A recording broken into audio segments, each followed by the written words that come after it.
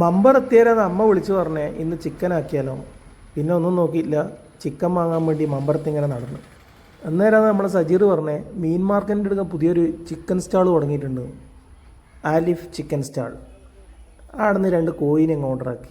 പിന്നെ ഇവരോട് ചോദിച്ചപ്പോൾ ഇവർ പറഞ്ഞേ ഇത് ഇറക്കുമതി ചെയ്യുന്നതല്ല, ഇവർ ഫാമിൽ തന്നെ ഉണ്ടാക്കുന്ന കോഴിയാണ്. അപ്പം പിന്നെ ഫ്രഷ്നെസ് കൂടുമല്ലോ. 2 വഴിയുണ്ട് കേട്ടോ, മാർക്കറ്റിലൂട്ടിയും പോവാം, ഇതാ ആ കണ്ണൂരേക്ക് പോകുന്ന സ്റ്റാൻഡിൽ ഇങ്ങോട്ടും വരാം.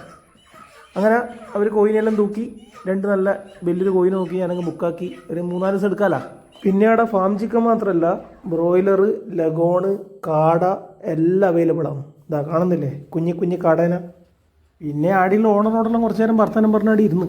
പിന്നെ ഞാൻ മമ്പറ ഹയർ സെക്കൻഡറി സ്കൂളിലാണ് പഠിച്ചതെന്ന് പറഞ്ഞാലും ചങ്ങായിക്ക് കുറച്ചും കൂടി ഒരു ആവേശമായി. എവിടെ പോയാലും ഉള്ള ആൾക്കാരോടെല്ലാം വർത്തമാനം പറയുന്നത് പിന്നെ നമ്മളൊരു ശീലമാണല്ലോ. അങ്ങനെ പൊതിഞ്ഞ് കെട്ടി നമ്മളെ ചിക്കനെല്ലാം മേടിച്ച് നേരെ വീട്ടിലേക്ക്. ഇന്ന് ചിക്കൻ കറിയാക്കും.